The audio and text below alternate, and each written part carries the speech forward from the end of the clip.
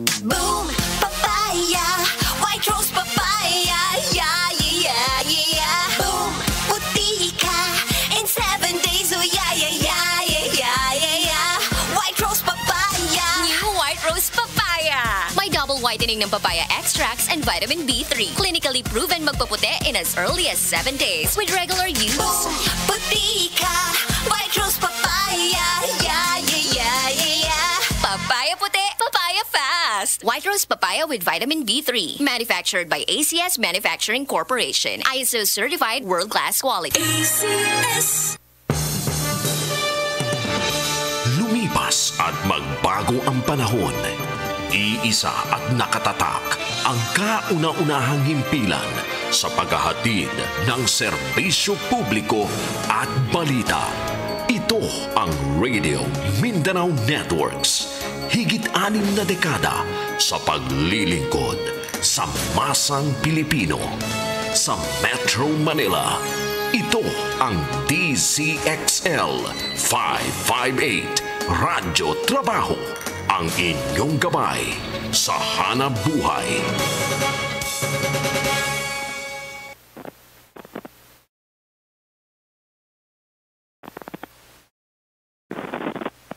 Bayanihan laban sa COVID-19.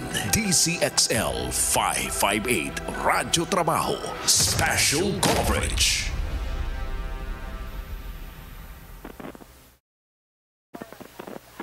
Mga kasama, pakinggan natin na nagpapatuloy na press conference si Presidential Spokesperson Secretary Harroque kasama si Dr. Dzxl Salvana ng Direktor ng Institute of Molecular Biology and Biotechnology ng National Institute of Health, UP Manila at isa ring Technical Advisory Group. Mga kasama, pakinggan natin na nagpapatuloy na press conference. Efficacy rate and has not even applied for EUA in the country yet. Unang-una, hindi po natin gagamitin ang Sinovac kung wala pong EUA. So out of the question po yon. Pangalawa, there's nothing to rethink po. Kasi nga, ginagawa natin ang lahat na hakbang para makarating sa lalong mabilis na panahon ang kahit anong bakuna na mapapatunayang ligtas at epektibo ng ating FDA. At ang Sinovac lang po ngayon ang sigurado, no? Pero yung kasiguraduhan na gagamitin niya, nakadepende pa rin po yan sa FDA kung bibigyan ng approval. So yung pagnanais po ng Presidente na magbigay proteksyon sa 5 milyong kababayan natin dahil mga 5 milyon ang maangkat natin by June sa Sinovac, hindi po maling desisyon yan. Yan po ay tamang desisyon at inexplain na po yan ni Dr. Salvana na even at its worst, at 50% efficacy, ibig sabihin yon 78% ay magkakasakit pero hindi sila kailangan pumunta sa doktor dahil mild at asymptomatic at 100% hindi naman po kinakailangang mahospital. Hindi po nagkamali ang gobyerno, ang presidente sa ganitong desisyon dahil importante po masalba ang buhay ng ating mga kababayan. Ang second question po niya, is the palace concerned that many Filipinos might opt out of getting the Sinovac vaccine and will choose to wait for another brand to be available instead? Alam niyo po, hindi. Sa mga frontliners, na medical frontliners, gaya po sinabi ni Dr. Salvana, dahil sila ang pinaka-at risk, basta nandyan po ang approval ng FDA na yan ay ligtas at epektibo, hindi po sila nagdadalawang isip na magpabakuna. Pagdating naman po dun sa next priority natin, mga senior citizen, ganyan din po yan. Ang mga senior citizen, nako, hindi po sila tumanda ng walang pinagkatandaan. Alam po nila na sila ang pinaka-prone dito sa sakit na ito at tiwala po ako na magtitiwala sila na kapag binigyan ng seal of approval ng FDA, yan po iligtas sa gamitin sa kanila. Lilinawin ko lang po, no, yung Sinovac, naunang nabigyan po yan ng limited use sa China for senior citizens. So, ang unang license po ng Sinovac sa China ay para sa mga matatanda. Bakit mag-aalinlangan ng mga matatanda? Sa China nga mismo, yan lang ang aprobado para sa mga matatanda nung una. So sa tingin ko po, itong ginagawa natin na pagpapaliwanag, bagamat hinahalo ang politika po ng mga kritiko ng administrasyon, ay maintindihan naman po ng taong bayan kung anong ginagawa ng gobyerno. No? Sinisiguro na ang pinakamaraming Pilipino ay mabigyan ng proteksyon laban sa COVID-19 sa panahon na pumasok na nga po ang new variant na ang kanyang yung pagiging nakakahawa ay mas matindi at 56% more. Third question po ni Laila, how can poor fifth-class municipalities be prioritized for the vaccines? Do they have to have a high number of COVID of cases? And if they don't, does it mean that they will just have to wait to get vaccines from the national government until all priority areas have been covered? Well, alam niyo po ang prioridad, dalawa po yan, geographical at sektor. Kung ikaw ay fifth-class municipality pero napakataas naman ang attack rate mo, mapapasama po kayo sa prioridad. Pero unfortunately nga po, hindi naman dadating ang 110 million na bakuna at the same time. Maski po dun sa COVAX facility natin na inaasahan nating makakaroon tayo ng 22 million galing po sa 4 na pharmaceuticals kasama ng Pfizer, AstraZeneca, Moderna at Novavax, hindi po yan darating na isang bulto. Darating po yan paunti-unti, mga 100,000 a month. No? So hindi po lahat talaga mababakunahan at the same time. Kaya meron tayong order of priority. Thank you, Secretary. Punta tayo kay Belo Acuña, please. Magandang hapon po, Secretary. Good afternoon. Nagkaroon po ng pagkakadiskubre sa UK variant dito sa Quezon City, sa isang taga Quezon City. Magtatapos po bukas yung temporary ban sa pagpasok ng mga maglalakbay mula sa 27 bansa. Hindi po kaya layunin ng pamahalaan na magkaroon ng extension nito until the end of the month? Ang desisyon po ng Presidente nung siya po nag-impose ang travel restrictions, it is subject to extension by the IATF. At sabihin na lang po natin na bukas ba ho o mamayang hapon ang meeting ng IATF? Mamayang hapon pala, no? Ang number 1 in the agenda is whether or not to extend the travel restrictions.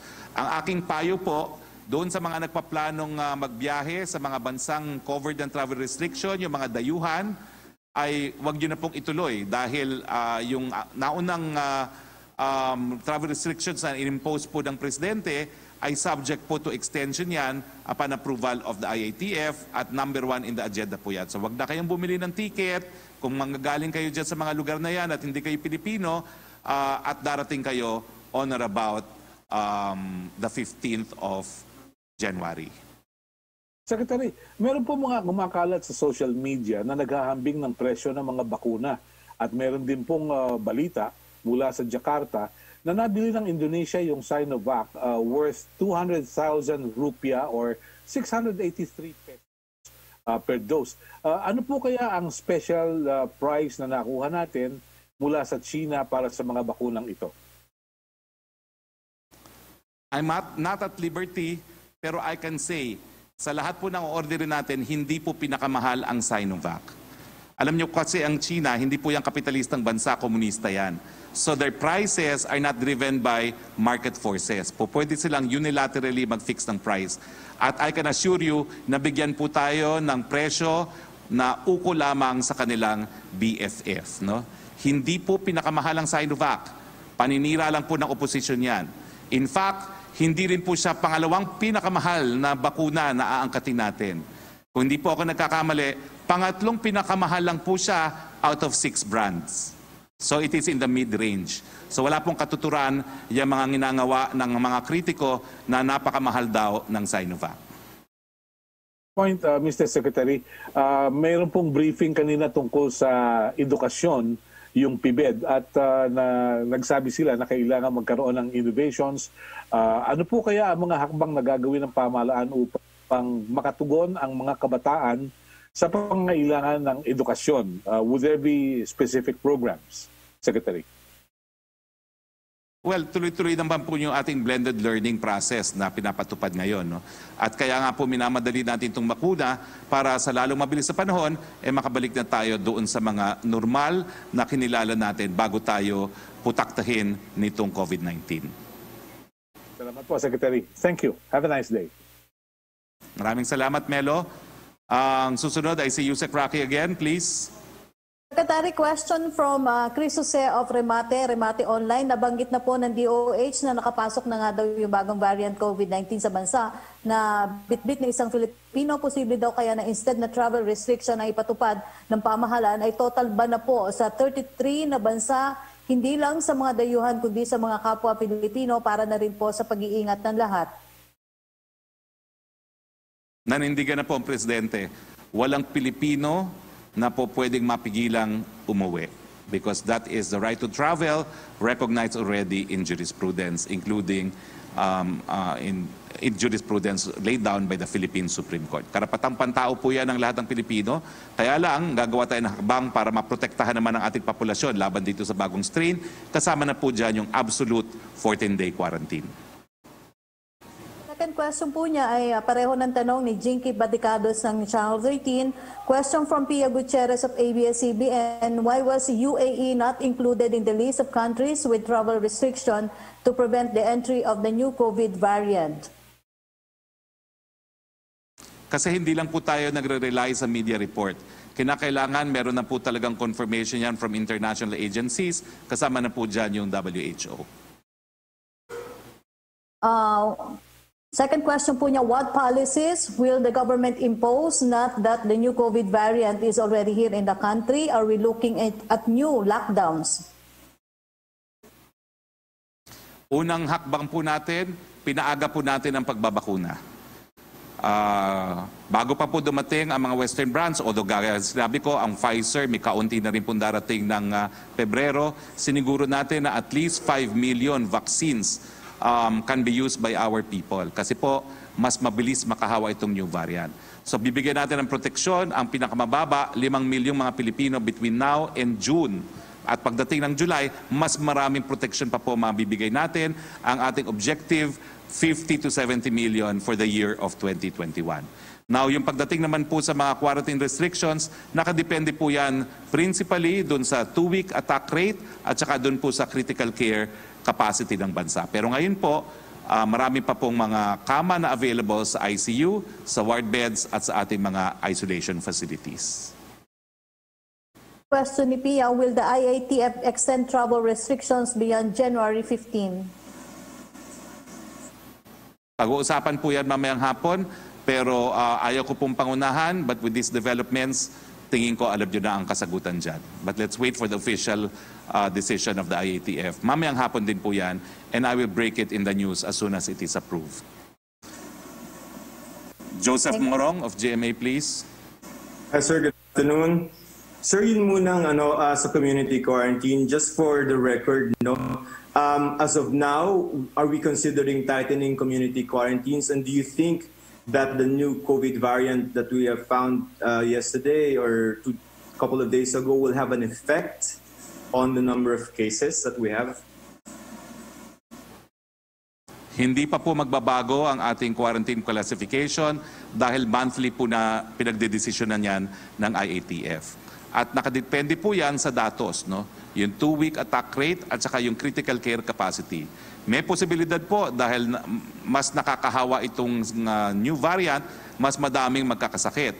Pero kung hindi naman po sila magpapahospital dahil mild lang yan, may posibilidad na hindi rin po magbabago ang quarantine classification. Tignan na lang po natin ang pangyayari, pero sa ngayon po, patuloy po ang panawagan ng ating Presidente, mask, hugas at iwas. Sir, can I go to the vaccines now? Just very short questions. You mentioned that Sinovac is the third most expensive. Which one? Ano yung 1 and 2? Antayin na lang po natin, no? Dahil alam niyo po ang problema talaga ni Sec Galvez. At kaya naman hindi nasasagot ng lantaran yung mga tanong. May mga confidentiality clause po talaga yan. At parating na po ngayon si Sec Galvez dito sa ating pagpupulong. No? Kasama po sa mga considered as confidential information, yung halaga at yung quantity. Yan po talaga ang limitation ni Secretary Galvez. No? Ako naman, dahil tayo abogado, I can state generalities without violating. No? May mga pamamaraan lang naman yan. Pero dahil the cost is one of those covered by confidentiality, as of now, I can say Sinovac will not be the most expensive. It is probably going to be the third from the most expensive. Well, general naman yung sinabi niya sir na number 3 siya. So, ba't hindi pa yung 1 and 2? Well, I think na-publish na naman yung mga data, no, na ang pinaka-expensive, at least alam na natin kung ano yung pinaka-expensive, no? Pero matagal pa rin ang pagdating ng pinaka-expensive, and I think ang pinaka-expensive, General Galvez, can I say? No, ayaw pa ni General Galvez to say which is the most expensive. So let's respect that. Kasi siya yung pumipirma, baka siya yung makulong kapag na-violate ang confidentiality agreement. Sir, you've done a very extensive research on the benefits of Sinovac. Do you have the same information as far as the other vaccines are concerned? For example, Pfizer, AstraZeneca, Moderna, that we are also getting. Well, in due course, ang plano namin dito sa press briefing to build confidence, lahat po yung mga bakuna na yan, as soon as they arrive, sasabihin po natin sa taong bayan kung anong datos. Kasama po yan sa aming overall plan. Sir, okay. Thank you, Joseph. Punta na tayo kay Joseph Rocky. Okay. Question ko pa lang yun. Ano? Go. That's my third question. I'm entitled to 4, right?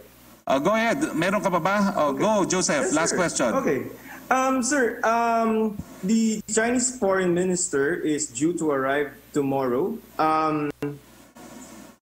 Meron ba siyang special gift? And with all things being equal, hindi ko po alam, no? Sana meron, but I leave that to the Department of Foreign Affairs kasi sila po ang counterpart, no? Si Secretary Locsin ang counterpart ng Chinese Foreign Minister. So between Pfizer and Sinovac, which would you choose? Which is what?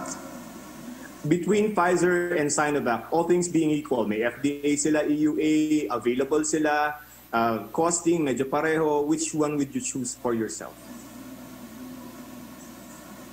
Personally, I go by what Dr. Lulu Bravo said. Safe po ang inactivated kasi ang inactivated technology, ginagamit natin yung patay na virus and it has been in use for 260 years. So if I could choose, ay wala naman po talagang preference yan, I will choose the 2 Chinese brands because inactivated po sila. Pero yan po ay personal na decision ko lamang. Pero siyempre po, hindi tayo makakapili. Okay, sir. Thank you for your time. Okay. Question from Alan Nawal of PNA Secretary. Yung first question niya, same question with katulad po nung kay Joseph Morong na tungkol sa Sinovac cost. For Doc Salvana daw po, can you explain how the various vaccines were produced and work if they differ from one another? Yeah, so actually interesting yung mga questions nga about the different vaccines. Actually, we have that data for the vaccines that are approved. So ang Moderna is 94% clinical effectiveness and 100% effective in preventing severe disease. Yung Pfizer is 95% clinically effective but only 89% effective for preventing severe disease. Now, these numbers can change once you roll it out. But what I'm saying is that we have to take a look at all these numbers, diba? Yung 100% severe disease prevention, pero mas mataas yung kanyang clinical efficacy. Is there any kind of value in that? And so that's why meron po talaga tayong vaccine experts panel who will decide on this. And then kagaya rin nung sinabi ni Spokeshari, what is more appropriate for people, merong inactivated vaccine kasi like some of the Chinese ones, meron din ibang klase. Yung Moderna at yung Pfizer are mRNA vaccines. In other words, it's genetic material ng virus in RNA pero hindi siya pwedeng pumasok doon sa DNA kasi wala naman tayong enzymes na magpapasok ng RNA to DNA sa atin. But and then the last ones that are also being considered right now are yung may tinatawag na live non-replicating vector. Ito po ay mga cold viruses, mga adenoviruses na may laman na similar genetic material to the COVID-19, and these are introduced to cause an antibody response. So the bottom line is, for instance, kung ako meron akong problems with my immune system na pwede akong yung tinatawag na immunocompromised, siguro I would stay away from the live vaccines. Ano ba yung live vaccines natin? Yung Astra is live and also the Gamaleya is live. So iba-iba po talaga yung mga epekto niyan, and kaya nga kinakailangan po talaga mga eksperto yung magsuri niyan at ilagay po kanino angkop ito, kanino pwede. And of course, pinaka-last point dito is, ang pinag-uusapan po natin is emergency use authorization, which means na bagamat meron tayong preliminary data that these vaccines are very effective, kulang pa po yung ating safety follow-up. Normally, dapat ang safety follow-up niyan is 1 year. Pero 2 months pa lang, inalaw na ng WHO, inalaw na ng US FDA and other countries na gamitin, pero doon sa mga mataas po talaga yung risk. Pero kasi kung mababa naman yung risk mo, mas maganda po talaga siguro maghintay ng konti para mas makita po natin talaga yung tunay na datos. It's really for those who are in imminent danger. Kaya nga po ang tawag sa kanya, emergency use authorization, at hindi po siya yung tinatawag na certificate of product registration, which is yung ginagawa po talaga sa regular drugs. Okay, thank you, Dr. Salva. Bayanihan laban at magbago ang panahon.